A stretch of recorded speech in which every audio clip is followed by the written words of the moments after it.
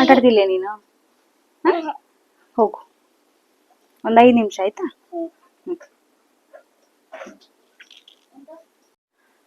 ಈಗೂ ಮಕ್ಕಳು ಹೊರಗಡೆನೆ ಆಟ ಆಡ್ತಿದ್ದಾರೆ. ಯಾರೆಲ್ಲ ನನ್ನ ಚಾನಲ್ನ ಫಸ್ಟ್ ಟೈಮ್ ನೋಡ್ತಾ ಇದ್ರು ಪ್ಲೀಸ್ ಸಬ್ಸ್ಕ್ರೈಬ್ ಮಾಡ್ಕೊಳ್ಳಿ. ಹಾಗೆ ಯಾರೆಲ್ಲ ನನ್ನ ಚಾನಲ್ನ ಸಬ್ಸ್ಕ್ರೈಬ್ ಮಾಡ್ಕೊಳ್ದೇನೆ ನೋಡ್ತಾ ಇದ್ರು ಪ್ಲೀಸ್ ಸಬ್ಸ್ಕ್ರೈಬ್ ಮಾಡಿಕೊಂಡು ವೀಡಿಯೋಸ್ನ ನೋಡಿ. 2-3 ಡೇಸ್ ಆಯಿತು ನನಗೆ ಮಗನ ಎಕ್ಸಾಮ್ ಇದ್ದರಿಂದ, ಸೊ ಕಾನ್ಸಂಟ್ರೇಟ್ ಮಾಡೋಕ್ಕಾಗಲಿಲ್ಲ. ವೀಡಿಯೋಸ್ ಎಲ್ಲ ಮಾಡಿ ಅಪ್ಲೋಡ್ ಎಲ್ಲ ಮಾಡಬೇಕು ಅನ್ನೋಷ್ಟು ಟೈಮ್ ಇರಲಿಲ್ಲ. ಸೊ ಅದರಲ್ಲಿ ತುಂಬ ಬ್ಯುಸಿ ಅಂದರೆ ಬ್ಯುಸಿ ಕೆಲಸ. ಈ ಹೊರಗಡೆ ಹೋಗಿ ದುಡಿಯೋರ್ಗಿಂತ ಮನೇಲಿ ಮಾಡೋರ ಕೆಲಸನೇ ತುಂಬ ಇರುತ್ತೆ, ಎಸ್ಪೆಷಲಿ ಮಕ್ಕಳಿರೋ ಮನೆಯಲ್ಲಿ. ಸೊ ಹಾಗಾಗಿ ನನಗೆ ವಿಡಿಯೋಸ್ ಮಾಡಿ ಎಡಿಟಿಂಗ್ ಮಾಡಿ ಅಪ್ಲೋಡ್ ಮಾಡೋಷ್ಟು ಪೇಷನ್ಸ್ ಇರಲಿಲ್ಲ. ಡೈಲಿ ರೆಸಿಪೀಸ್ನ ಮಾಡಿದ್ದೆ. ಸೊ ಹಾಗಾಗಿ ಆ ವಿಡಿಯೋಸ್ನ ಶೇರ್ ಮಾಡ್ಕೊಳ್ಳೋಣ ಅಂತ ಹೇಳಿ.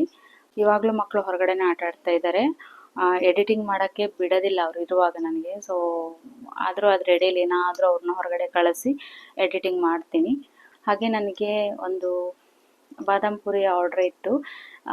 ಏನೋ ನನಗೊಂಥರ ಯಾವ ಕೆಲಸ ಬಂದ್ರೂ ಓಕೆ ಇಲ್ಲ ಅಂತ ಹೇಳೋಕ್ಕಾಗೋದಿಲ್ಲ. ಹಾಗಾಗಿ ಏನಾದರೂ ಆರ್ಡ್ರಸ್ ಬರ್ತಾ ಇರುತ್ತೆ ಮಧ್ಯದಲ್ಲಿ. ಸೊ ಹಾಗಾಗಿ ಅದನ್ನು ಮಾಡಿಕೊಡುವಾಗ ಸ್ವಲ್ಪ ಈ ಥರ ಕೈಗೆ ಎಣ್ಣೆ ಎಲ್ಲ ಸಿಡಿಸ್ಕೊಂಡು ಅದೊಂದು ಸ್ವಲ್ಪ ಆಯಿತು. ಸ್ವಲ್ಪ ಏನೋ ರೆಸ್ಟ್ಲೆಸ್ ಥರ ಆಗೋಗಿತ್ತು 2-3 ದಿನ ನನಗೆ.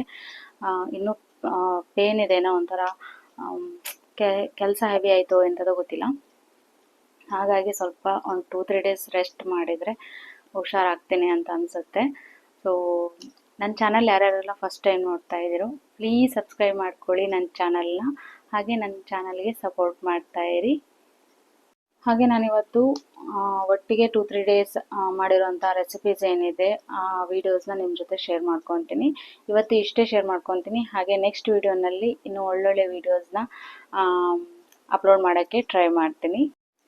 ನನಗಿದು ಯಾವುದ್ರ ಮಿಸ್ಟೇಕ್ ಅಂತ ಗೊತ್ತಿಲ್ಲ. ವೀಡಿಯೋಸ್ ಮಾಡುವಾಗ ಈ ಥರ ಒಂಥರ ಲೈಟು ಡಾರ್ಕ್ ಈ ಥರ ಬರ್ತಾ ಇರುತ್ತೆ. ಸೊ ಆದರೂ ಓಕೆ, ನನಗೆ ಮಾಡುವಾಗ ಸಮಾಧಾನ ಇರೋದಿಲ್ಲ. ಯಾಕಂದರೆ ನಾನು ಯೂಟ್ಯೂಬಲ್ಲಿ ವೀಡಿಯೋಸ್ನ ಅಪ್ಲೋಡ್ ಮಾಡೋದ್ರಿಂದ ಏನಾದರೂ ಮಾಡ್ತಾ ಇರ್ತಾನಲ್ಲ, ಸೊ ಆ ರೆಸಿಪೀಸ್ನ ಶೇರ್ ಮಾಡ್ಕೋಬೇಕು ಅಂತ ಇರುತ್ತೆ. ಸೊ ಹಾಗಾಗಿ ವೀಡಿಯೋಸ್ ಮಾಡ್ಕೊಳ್ಳೋಣ ಅಂತ ಇಟ್ಟಿದ್ದೆ. ಅದನ್ನು ವೀಡಿಯೋ ಆದಮೇಲೆ ಗೊತ್ತಾಗುತ್ತೆ ಈ ಥರ ಲೈಟು ಡಾರ್ಕ್ ಬರ್ತಾ ಇರುತ್ತೆ.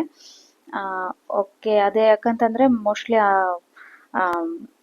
ಗೋಡೆ ರಿಫ್ಲೆಕ್ಟ್ ಆಗೋ ಒಂದು ಇದು ಇರಬೇಕು ಅನ್ಸುತ್ತೆ ಮೋಸ್ಟ್ಲಿ, ಅದು ಹಾಗಾಗಿ ಬರ್ತಾ ಇರ್ಬೋದು. ನಾನು ಸಂಡೇ ಮಕ್ಕಳಿಗೆ ಚಪಾತಿ ಮಾಡಿಕೊಡೋಣ ಅಂತ ಇದ್ದೆ. ಯಾಕಂದರೆ ಇತ್ತೀಚೆಗಂತೂ ಡೈಲಿ ಮಾರ್ನಿಂಗ್ ಏನು ತಿಂಡಿ ಮಾಡೋದಂತಲೇ ಗೊತ್ತಾಗೋದಿಲ್ಲ. ಡೈಲಿ ಅಕ್ಕಿ ಹಾಕಿ ದಿನ ಬೆಳಗ್ಗೆ ದೋಸೆ ಮಾಡೋದು ಇಲ್ಲ ಉಂಡೆ ಮಾಡೋದು, ಇದನ್ನೇ ಮಾಡಿ ಮಾಡಿ ಮಾಡಿ ಮಾಡಿ ಸಾಕಾಗೋಗಿದೆ ನನಗೆ. ಸೊ ಹಂಗಾಗಿ ಏನು ಮಾಡೋಣ ಅಂತ ಕೇಳಿದರೆ ಅವರು ಹಸ್ಬೆಂಡ್ ಏನು ಬೇಕಾದರೂ ಮಾಡು ಅಂತ ಹೇಳ್ತಾರೆ. ಮಕ್ಕಳನ್ನ ಕೇಳಿದ್ರೆ ಇಬ್ಬರು ಇದ್ದಾರೆ, ಸೊ ಇಬ್ಬರು ಒಂದೊಂದು ಹೇಳ್ತಾರೆ. ಚಪಾತಿ ಬೇಕು,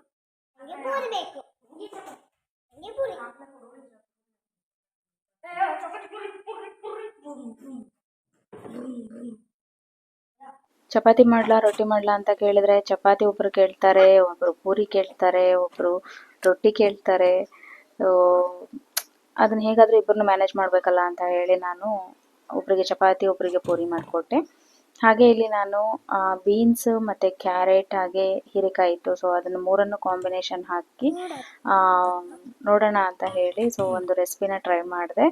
ಅದಕ್ಕೆ ನಾನೇನೆಲ್ಲ ಮಾಮೂಲಿ ರೆಸಿಪಿ ಮಾಡೋ ಥರನೇ ಮಾಡಿದೆ. ಅದಕ್ಕೆ ಇನ್ನೇನು ಎಳ್ಳು ಮತ್ತು ಕಸಗಸೆನ ಹಾಕಿ ಮತ್ತು ಹಾಗೆ ಕಸೂರಿ ಮೇಥಿನ ಹಾಕಿ ಮಾಡಿದೆ. ಒಳ್ಳೆ ಕಾಂಬಿನೇಷನ್ ಚೆನ್ನಾಗಾಗಿತ್ತು. ಮತ್ತು ಇನ್ನು ಸಾಯಂಕಾಲಕ್ಕೂ ಸ್ನ್ಯಾಕ್ಸ್ ಬೇಕು ಅಂತ ಹೇಳ್ತಾ ಇದ್ರು. ಇನ್ನು ಅದನ್ನ ಏನಪ್ಪ ಮಾಡೋದು ಸ್ನ್ಯಾಕ್ಸ್ ಅಂತ ಹೇಳಿ ಸೊ ಸಾಯಂಕಾಲಕ್ಕೆ ಅದೇ ಪಲ್ಯವನ್ನೇ ಇದನ್ನೇ ಏನು ಮಾಡಿದೆ, ನಾನು ಆ ಚಪಾತಿ ಹಿಟ್ಟಿನ ಒಳಗಡೆ ಫಿಲ್ ಮಾಡಿ ಸೊ ಅವ್ರಿಗೆ ಸಮೋಸ ಮಾಡಿಕೊಟ್ಟೆ, ಸಮಾಧಾನ ಮಾಡಿದೆ. ಇನ್ನು ಮಧ್ಯಾಹ್ನಕ್ಕೆ ನಾನು ಹಾಗಲಕಾಯಿ ಇತ್ತು. ಸೊ ಹಾಗಾಗಿ ಹಾಗಲಕಾಯಿ ಮೆಣಸ್ಕಾಯಿ ಮಾಡೋಣ ಅಂತ ಹೇಳಿ ಇದಕ್ಕೆ ಜಾಸ್ತಿ ಇಂಗ್ರೀಡಿಯೆಂಟ್ಸ್ ಎಲ್ಲ ಬೇಡ. ಉದ್ದಿನಬೇಳೆ ಒಂದು 3 ಸ್ಪೂನಷ್ಟು ಉದ್ದಿನಬೇಳೆ, ಹಾಗೆ ಖಾರಕ್ಕೆ ತಕ್ಕಷ್ಟು ಒಣಮೆಣಸು ಹಾಕಿ ಒಂದು ಸಣ್ಣ ಪುರಿಯಲ್ಲಿ ಫ್ರೈ ಮಾಡ್ಕೋಬೇಕು. ಹಾಗೆ ಎಳ್ಳನ್ನು ಅಷ್ಟೇ ಡ್ರೈ ಫ್ರೈ ಮಾಡ್ಕೋಬೋದು, ಇಲ್ಲಾಂದರೆ ಎಣ್ಣೆಲೆ ಹಾಕ್ಕೋಬೋದು. ಅದಕ್ಕೆ ಸ್ವಲ್ಪ ಕರಿಬೇವು ಸೊಪ್ಪನ್ನು ಹಾಕ್ಕೊಂಡಿದ್ದೀನಿ, ಹಾಗೆ ಅರಿಶಿನ ಪುಡಿ, ಇಷ್ಟನ್ನೇ ಹಾಕಿ ನಾವೇನು ಮಾಡಬೇಕು, ಫ್ರೈ ಮಾಡ್ಕೋಬೇಕು. ಹಾಗೆ ನಾನಲ್ಲಿ ಹಾಗಲಕಾಯಿನ ಬೆಲ್ಲ, ಉಪ್ಪು, ಹುಳಿ ಹಾಗೆ ಸ್ವಲ್ಪ ಅರಿಶಿನ ಪುಡಿ ಬೇಕಂದರೆ ಆ್ಯಡ್ ಮಾಡ್ಕೋಬೋದು, ಇಲ್ಲಾಂದರೆ ಓಕೆ.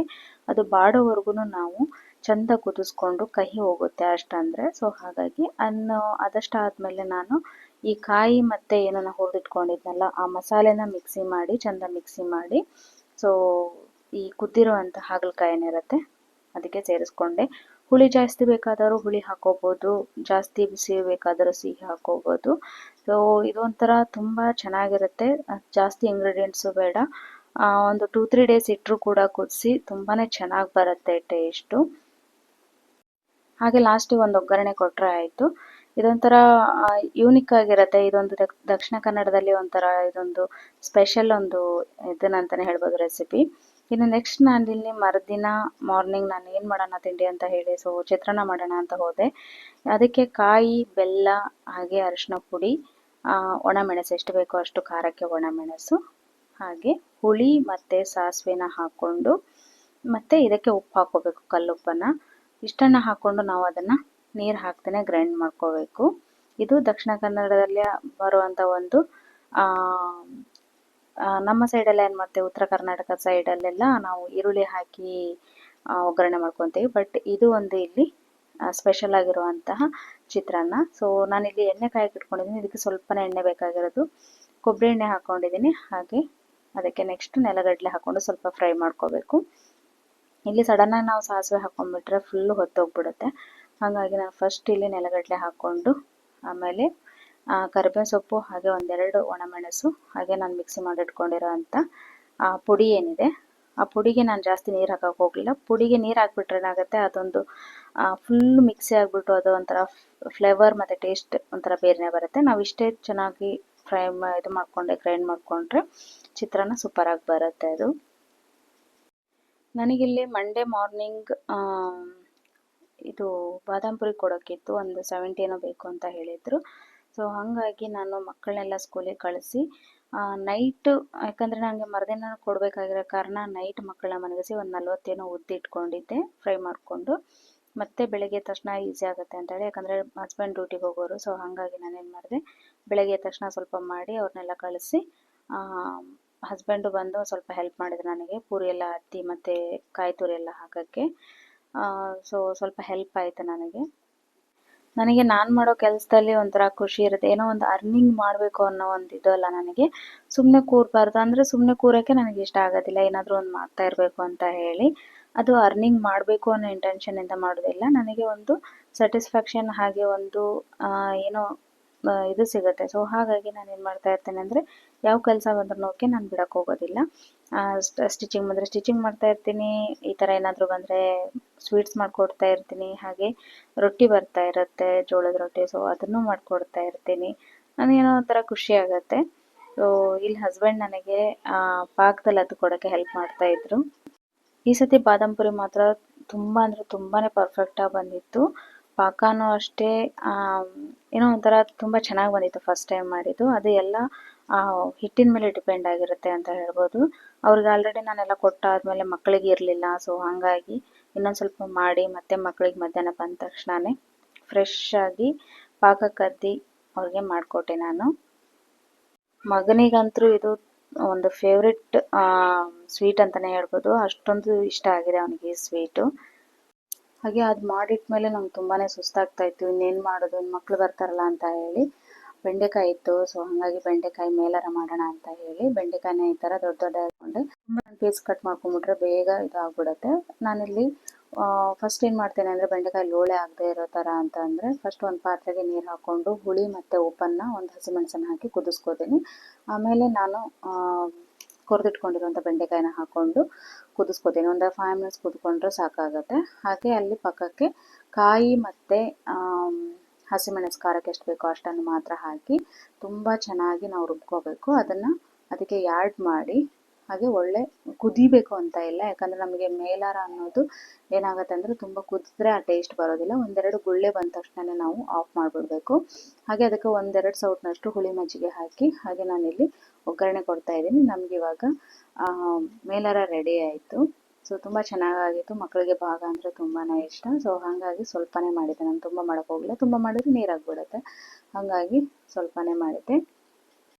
ಸೊ ನೋಡಿದ್ರಲ್ಲ ಇವತ್ತಿನ ವಿಡಿಯೋ ಯಾರಿಗೆಲ್ಲ ಇಷ್ಟ ಆಯಿತು, ಸೊ ಪ್ಲೀಸ್ ಲೈಕ್ ಮಾಡಿ, ಶೇರ್ ಮಾಡಿ, ಹೀಗೆ ನನ್ನ ಚಾನಲ್ಗೆ ಸಪೋರ್ಟ್ ಮಾಡ್ತಾ ಇರಿ. Thank you.